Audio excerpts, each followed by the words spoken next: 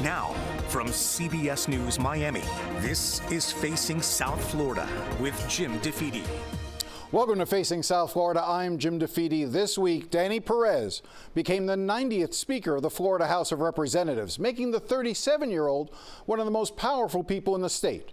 When the legislature convenes for its 60-day session in March, Perez will be dealing with a number of issues, including the ongoing homeowners insurance crisis, the impact of condo reforms, and perhaps most importantly, deciding how to spend the state's $116 billion budget. Perez will also be there during the last 2 years of Ron DeSantis' term as governor, which raises its own set of interesting questions. Will the legislature provide a check on what many would argue has been the governor's improper use of political power? And will the House and the Senate reassert their role as a co-equal branch of government? Interesting questions for sure. So it's a good thing we have the new Speaker here with us today. Mr. Speaker, thank you for coming back to the show. Thanks for having me, Jim. So I want to cover a lot of different topics with you, but I want to start with, what did it feel like on Tuesday when you actually got sworn in as the next Speaker? It was a huge honor. Honestly, it was such a proudful moment, not just for me, but I'm hoping for all Miamians. I often mention how proud I am to be from Miami, and it was a very proud moment for me, for my colleagues that entrust me with this responsibility, but also for my family. My parents were there. I'm convinced my parents cried for an hour straight, but my wife was also there and my 3 tiny children. So let's build that out. I do want to get to a lot of the different issues, but I want people to get to know you a little bit more since you're in this position. Give us the Danny Perez story. Where did your parents come from? Where did you grow up? And fill in the gaps for a little bit, people who may not know who you are. So my parents were born in Cuba, like many of us here in Miami, and I'm a first-generation American, very proud to be in this country and have all the opportunities that we have. I feel very blessed to be in this position. And I was raised in Westchester. I grew up right behind La Carreta on Bird Road and 87th Avenue. My parents are still there. And I went to high school right down the street at Christopher Columbus High School. That's my alma mater, a school I'm very proud of. But that's where home is now. I never really left the area. That's where I live with my wife, who also grew up in Miami, went to Lourdes for high school, and then graduated from FIU. And I have 3 small children. I have a 6-year-old who's a phenomenal dancer. I have a 4-year-old who is starting to play a little bit of soccer, and a 1-year-old that, if you watched the organization session, babbled for about 30 minutes straight. And I kept looking at her, but she's 1-year-old, so we were more patient with her than most. What got you interested in politics? Why were you interested in becoming a politician? Yeah, it's a common question that people ask, but I'm the oldest of 3 children. My middle sibling is my sister. She's a speech pathologist and has her own family. But the youngest of the 3 of us is my brother, severely autistic, and I kind of grew up seeing the barriers that people like him and families that support the people with special needs have to go through.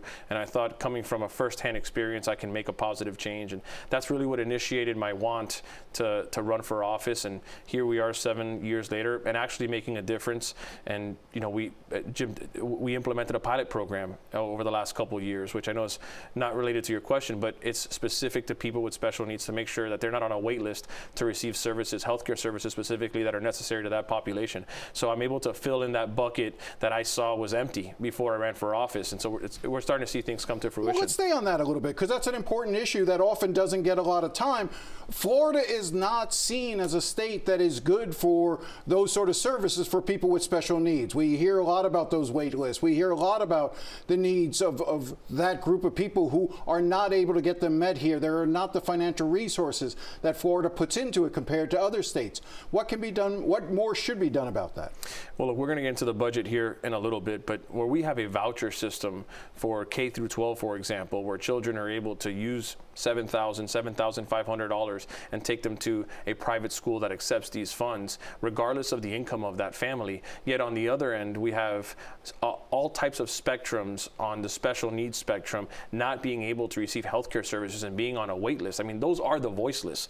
I feel quite guilty that we're able to give fully capable children and fully capable families a voucher to be able to go to a private school, yet we have special needs children on a wait list to receive healthcare services that are necessary for them to live their daily life. I'm for the voucher program, of course, but at the same time, we have to realize that there's a voiceless population that needs us more than most. And I'm hoping that this pilot program that was implemented this year, and by the way, being taken full advantage of by this population. I mean, we have wonderful stories of people we are helping through this pilot program that hopefully eventually can roll out to the whole state if it actually works, and I believe it will. One is you're talking about services, medical services for those individuals, but you also talked about in relation to, talking about a voucher program for education and for students to be able to attend private schools, which you support. One of the knocks on that as it relates to this is that a lot of those private schools that will accept those vouchers are able to take those vouchers but then not have to accept students with special needs, that they leave that to the public schools. So in essence, public schools become overburdened with students who have those special needs, whereas the private schools, which we're now funneling millions and tens of millions, hundreds of millions of dollars of state taxpayer money into, don't have to provide services for those people with special needs. They can exclude students that have special needs. Look, I don't think every single institution or every single school has the ability to care for the special needs population. I think it's very specific. You have to have the right procedure and the right makeup of a school to provide that service. So I don't think every school should have to provide it, but at the same time, you do bring up a good point. There is a gap in availability of schools that can provide the service to special needs population. That is something that we're going to address over the next couple of years in Tallahassee. And if you continue to gut public education, if you continue to take resources from public education, it becomes harder for those schools who have to take anybody, regardless of what special needs they may have. Doesn't it present a harder challenge for them to do it as money is being pulled out away from them? I would disagree with the premise of the question. I don't think we've been taking money out of public schools at all. I'd say quite the opposite, Jim. Over the last 7 years, which is how long I've been in the legislature, every single term we have funded K through 12, which is the educational bucket of the budget, more than our previous term. So I have been able to say after every 2 years we have funded public education more so now than ever before in the history of the state. Well, let's talk a little bit more about the budget, because you really, I know that I watched your speech. By the way, you were one of the rare speakers that I've heard. I've listened to a lot of House speakers address the body when they've been handed the gavel. I think yours may be the shortest speech. I think you were right in the 7 to 8 minute range. I think you had joked to me before we got started that you wanted to sort of keep it to the Gettysburg Address, but length, but couldn't do that. That is true. That is true. We were trying to compete with the Gettysburg Address, but we weren't able to make it. It's important that we consider brevity and we have a respect for people's time and that we get straight to the point. I am not big into the gray and the puffery. I wanted to get straight to the point and tell the people what I thought was important. One of the things that you have been talking a lot about is, and I think you even put out a memo talking about that the state lawmakers have been spending money excessively and indiscriminately for too many years. I think you made the point of when you came into the legislature, the state budget was, where was it? Around 84 billion. 84 billion. And now we're at 116, going potentially higher. What is your concern about the level of state spending, and are we spending it in the right ways? I do have a concern with the spending of the state over the last several years. Of course, our revenues are increasing, but does that mean we have to equally spend as fast, as quick as the revenues are coming to the state? What concerns me most is, and I made a minor change, but in my opinion, very significant within the structure of the House. What concerns me most is we appropriate, but are we then making sure that it is transparent and it's being accounted for? And are we following through with where that dollar actually ends? That's why I changed the Appropriations Committee, which has historically been the Budget Committee in the House, to the Budget Committee. I did change the appropriations word to budget because it's not just about spending. It's about spending, but it's about having a budget that values value. And I said that in my speech. Where is the money going? To what purpose is it being used? And are we holding that person, that entity, or that agency accountable? Agency is across the board. That is government ourselves. That is me saying we need to take a look within and make sure, are we appropriating and are we budgeting properly? That's something that I take as a huge responsibility. It's not just about having a balanced budget, which is a requirement that we have as the legislature. It's about making sure that the use is proper. One of the things that came up, and I know it's not specifically what you're referring to now, but I want to discuss it with you, is we saw during this last round of campaigns, particularly with regard to Amendment 3 and Amendment 4 on marijuana and on abortion. The governor using state resources, taxpayer dollars, state agencies using their resources, whether it was the Department of Transportation, Department of Children and Families, Department of Agency for Healthcare Administration, Department of Health, go down the list, using their resources, tens of millions of dollars, to essentially campaign against those amendments. Do you find that? Were you troubled at all by the governor's use of agencies and agency money to weigh in on the amendments? I put that expense in the same bucket that I just mentioned of the budget. I think all agency, all expenses, if it involves a taxpayer dollar, that's something that we're going to look at. We're going to look at it within the budget committee itself, but across the board in the House. It's part of the accountability that I was talking about a couple minutes ago. I would put that use within the same use of any agency that we currently have that we appropriate to. Remember, the legislature writes the budget, so all the agencies and every taxpayer dollar that is spent with the approval of the legislature. We're going to look at every single penny that has been spent by the state. So do you think it was appropriately used? Well, it was used by the agency, and we're going to look at the agency and see if it was used appropriately.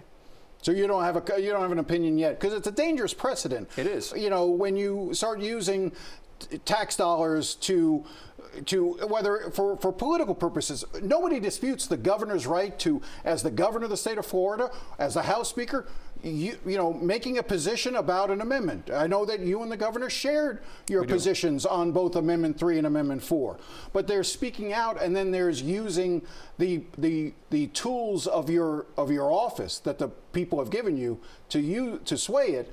You know, what's the message that you would send to agency heads going forward on something like that? Every expense, regardless if it's used towards an amendment or it's used for transportation, the House and the House Budget Committee will be taking a look at it and making sure that it's used with its intended purpose. Look, we have a responsibility that the taxpayers have given us to use this budget for its proper and intended purpose. So that's what we were voted here to do. I want to make sure that all budget dollars are used appropriately, even the example that you gave. All right, just real briefly, and then we'll take a break and come back. But I want to just, since I brought up Amendment 4, the abortion referendum, it did not pass because it did not reach 60%. But 57% of Floridians, more than 6 million Floridians, made it clear that they believe the 6-week abortion ban is too extreme. And I could argue that if the issue of parental consent had been better articulated, then I think it probably would have gotten even higher. But the point is, more than 6 million Floridians, more than 57% of voters said that the 6-week abortion ban is too extreme. Do you envision any scenario in which the legislature would look at that issue again and say, well, we didn't want to take it to viability, we oppose that, maybe we should revisit whether this should return to 12 or 15 weeks? Look, the threshold was 60%, as you said, Jim, and I something that I take away from the amendment failing, multiple amendments failed, of course, but people take the Constitution to a different level. They hold it as sacred. I do as well. The Constitution shouldn't change based on the weather of the day. It is something sacred. It is what we govern by. And the 60% threshold is there for a purpose. Again, a majority, over 50%, did vote for several amendments that didn't pass. If a member of the Florida House or the Senate chooses to file a bill that has to do with either of the amendments that failed, well, they would have that opportunity to do so. Every member has their 7 bill slots, and it will go through the committee process and pass or fail like any other bill. They will have that opportunity to do so. But that's not something you would. That's not something you envision wanting to take up. Is having because any member can file a bill, and I'm sure there will be Democrats that will file bills moving it to 12 or 15 weeks or to some other number. Whether or not they get a hearing, whether or not it ever makes it to the floor for a vote is a whole different thing. You control a fair amount of that. Is that something that you would be willing to let go through a committee process and actually get a vote on the floor if a member actually did propose 12 or 15 weeks? Look, I think it's been very clear that I'm not in favor of either amendment. I think recreational marijuana would be terrible for the state of Florida, and I disagree with late-term abortions. I mean, abortion is a very tricky topic to talk about, but But that's the beautiful thing of every member. I think they're going to have that ability to file the bill, and if it's something that gets traction and has to move through the process, maybe it doesn't make it through a first committee stop, maybe it never sees a first committee stop, but I don't want to take that ability away from the membership. I think it's far too often people in my position, they lay out that big platform with that heavy ticket item and then use that as their flag bearer for the rest of the term. I'm trying to let the membership, and I I truly believe I want the membership to write the script over the next 2 years, right, and they'll have that opportunity. I want to take a break here, then I want to come back and talk a little bit about insurance, pocketbook issues. I know that you're looking at the affordability issue, and so I want to talk about them with you. We'll continue when we come back. We'll continue our conversation with the new Speaker of the Florida House, Danny Perez. Stay with us.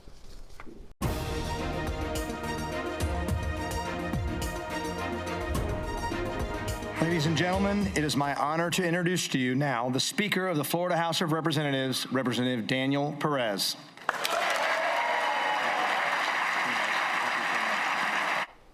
Welcome back. We're continuing our conversation with the new Speaker of the Florida House, Danny Perez.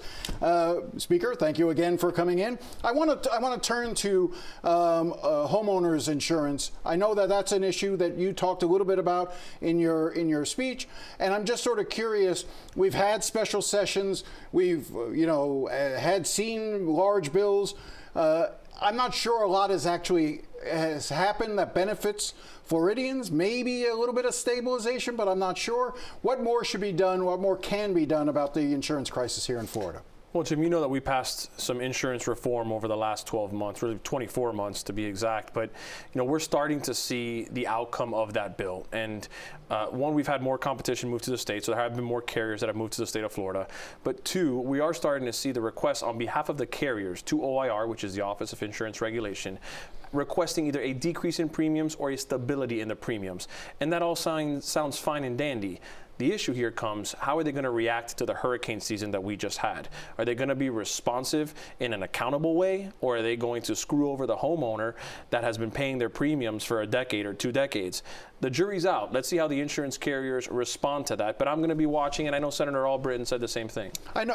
I saw a report that talked about how Citizens was really lagging in being able to respond to payment requests and to basically, fulfill the needs of their homeowners who are struggling and get hit and have a claim.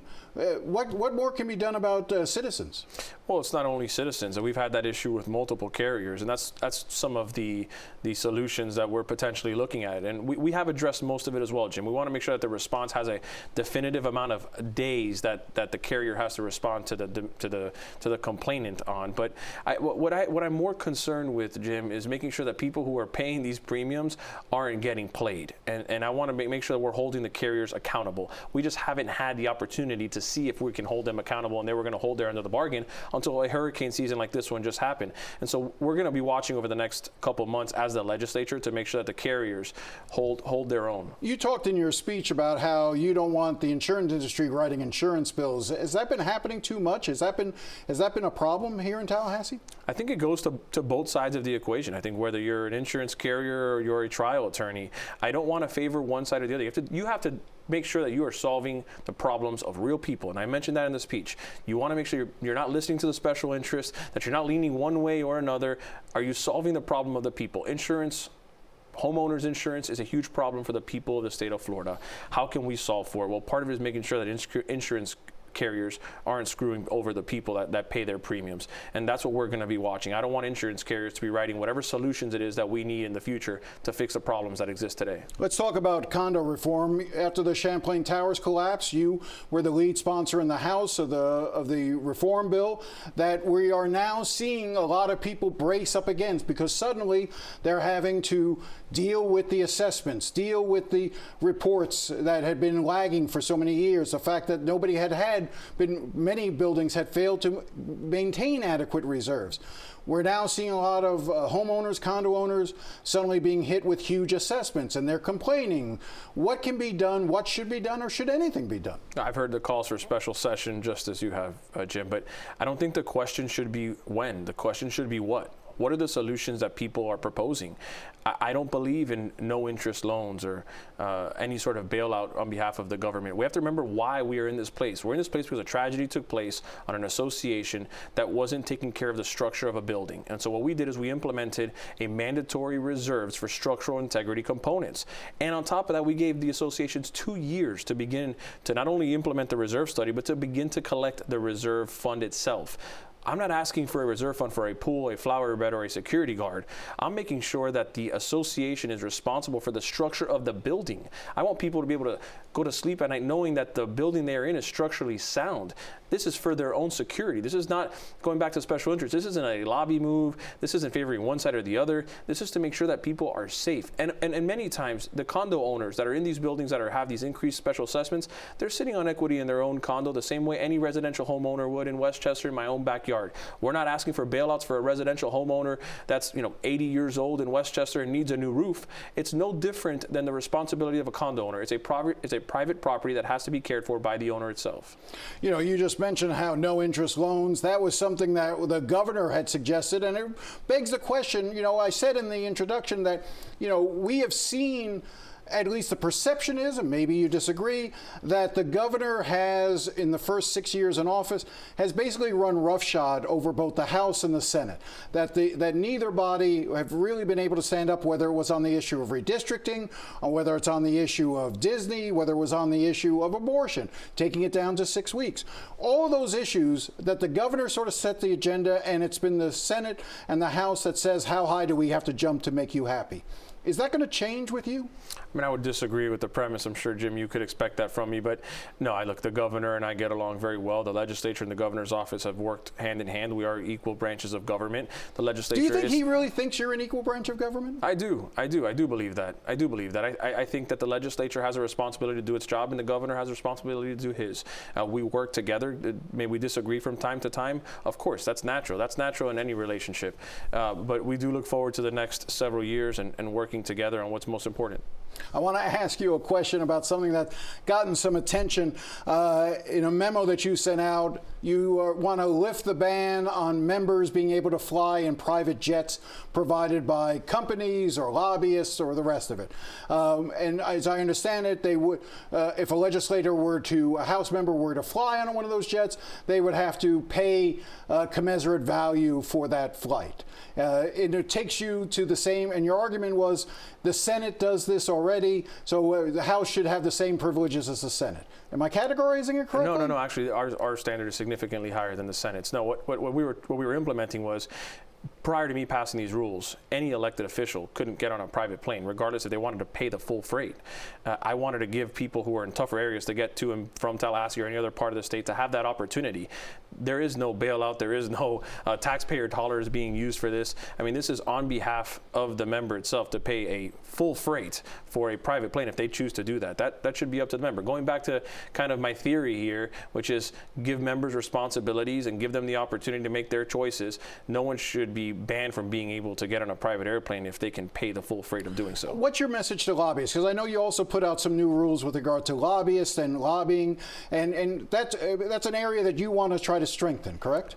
I did. I wanted to make sure that people who are lobbying us are fully transparent in what they are lobbying for.